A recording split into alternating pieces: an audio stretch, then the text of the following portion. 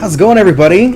Welcome, welcome, welcome. My name is Ryan, the Cardboard Casual, and today we're going to be unboxing and reviewing Force of Will's Light Starter Deck King of the Mountain for their new cluster. I'm going to be doing reviews for all of the starter decks, and I wanted to unbox it, show you what's inside it, and kind of give you a breakdown of what the deck's about, how it plays, some of the cards in it, and my overall review of it. My goal is to hopefully be able to give you enough information so that way you have an informed decision if you've been curious about trying this game out. And hopefully at the end of it you'll be able to see what is your style of play and what kind of cards you're interested in. So let's kind of take a peek here. This is the new cluster for Force of Will, the new set here, and these are the 5 starter decks. We're going to start here with its light color, King of the Mountain. And this is going to be a lot of fun. I cannot wait. So let's go ahead and just crack right into here.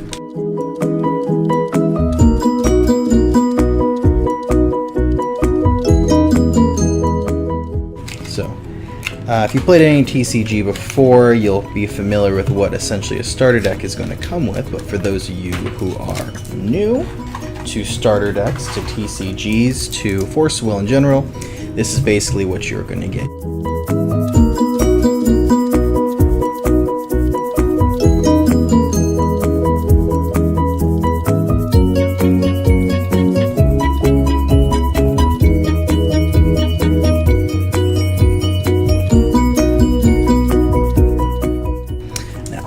This is the exciting part.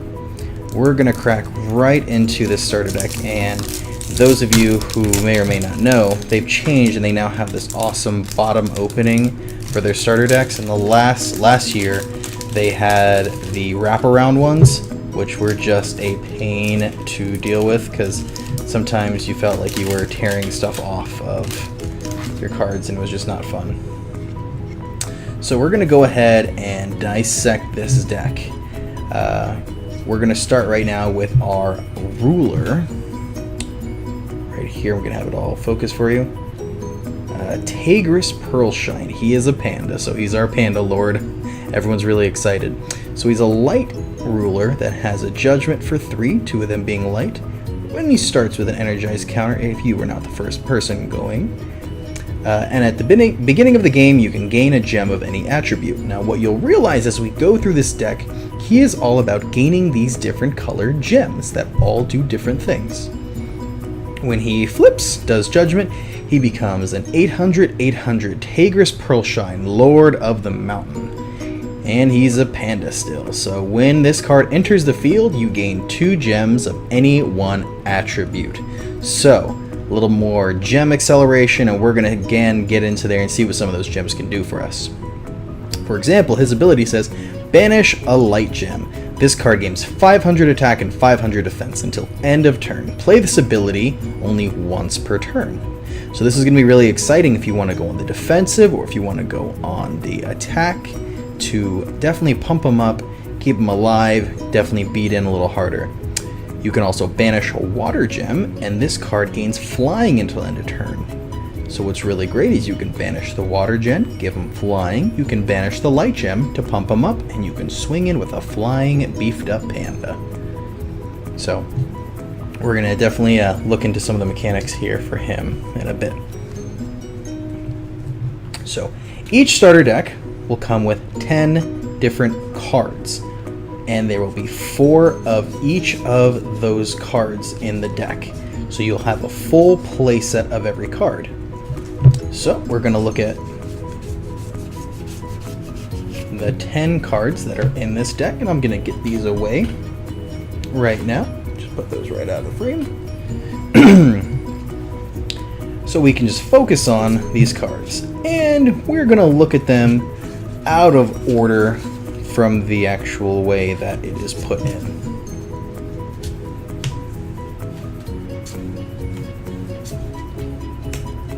Organize these so you can see what they do.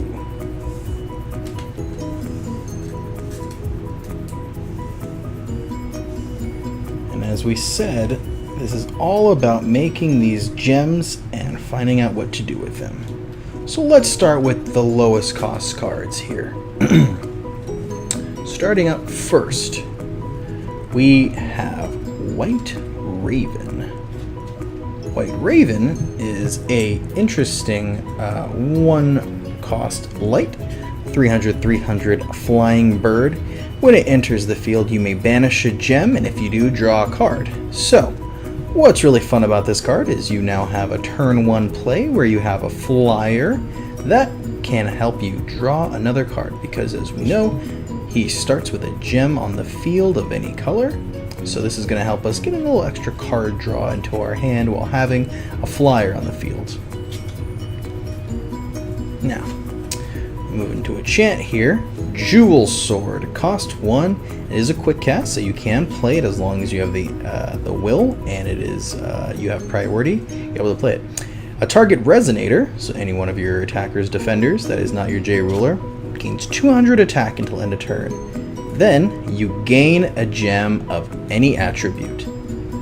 Then that resonator gains 100 attack for each different attribute among all gems you control until end of turn. So these gems that you're creating, you're going to get bigger and bigger and bigger, and you're going to be able to cast this when your opponent is caught off guard. You're going to be able to attack, and they're going to think that you're swinging in with something small. You're going to make it quite large. We're going to move into our next card here. Jewel Shield. It is a quick cast for 1, and the target resonator gets plus 200 defense till end of turn. Then you gain a gem of any attribute.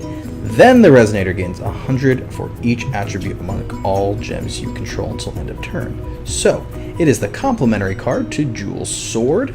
So you're able to go on the defensive with that card.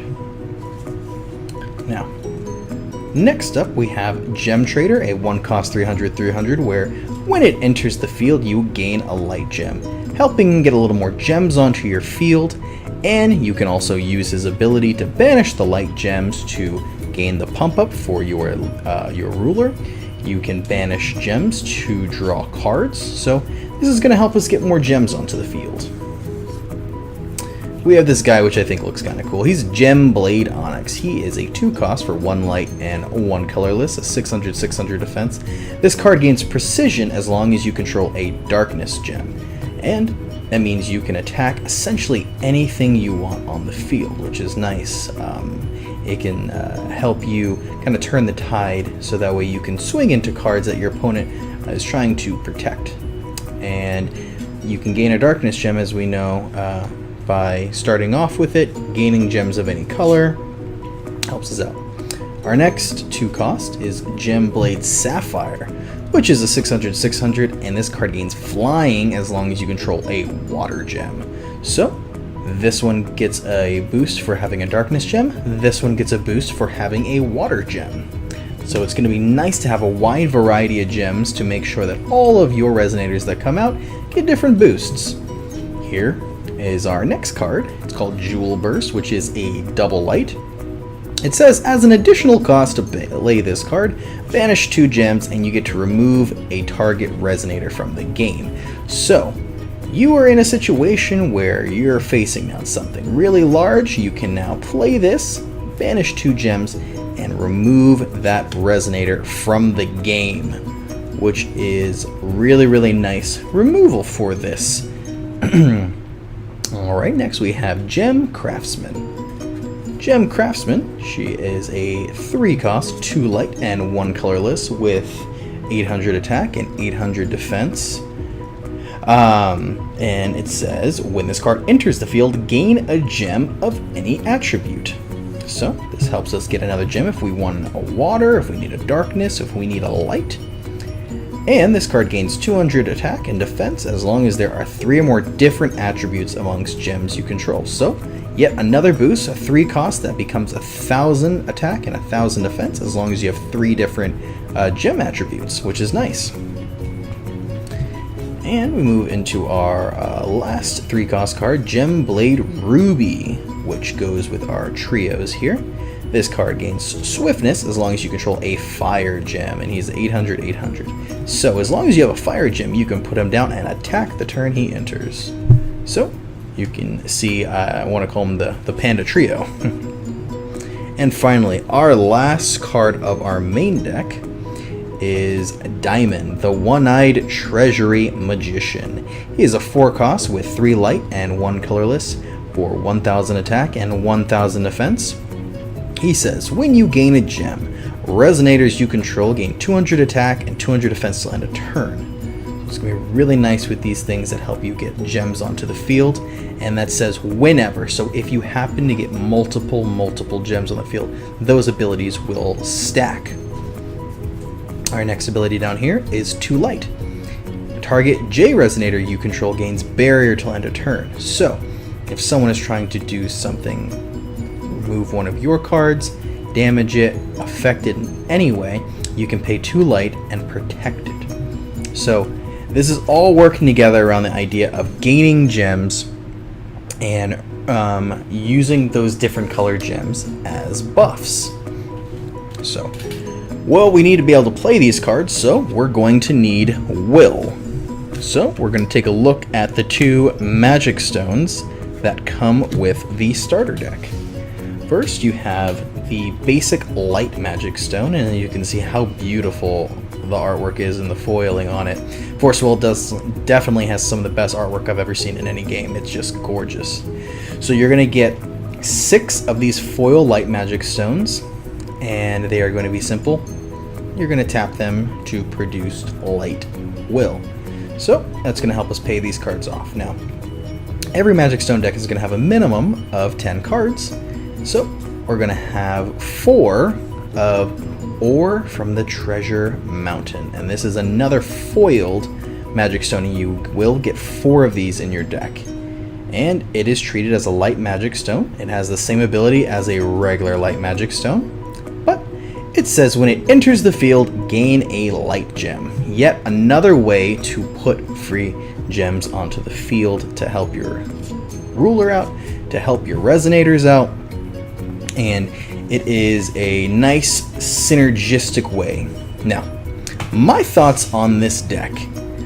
I think it is a lot of fun. Now, I know some of you want to say, well, I want competitive, I don't want fun. I believe starter decks need to be fun, engaging, and educational when you're learning to play the game. I think this deck has a lot of things that teach you. There are cards like our Sword and Shield that teach you priority sequences about buffing your attack or defense. You have your resonators that get stronger depending on what you have on the field, and get different abilities, certain keywords like swiftness, flying, and precision, based on other synergistic things you do, like gaining gems. So, in my opinion, I think this deck is a fun first deck to get. As you can see, the artwork is fun. The idea of having a Panda Lord is really cool. And overall, the different mechanics that you're going to learn about creating a deck that runs together and knowing when to use certain cards is going to be really beneficial with this deck. In my opinion, I think it is a great first starter deck to learn to get in. And though not the most simplistic one, I think to bring a new person who has not played a TCG in, I do think it's more of the medium. Someone who has played card games in the past or has a basic understanding of it, I think this is a good way to get them into the game. Now, pretty soon you're going to see a gameplay with this against yet another starter deck, so you can kind of see how some of the interactions go. But I'm really glad that y'all tuned in to see my starter deck review.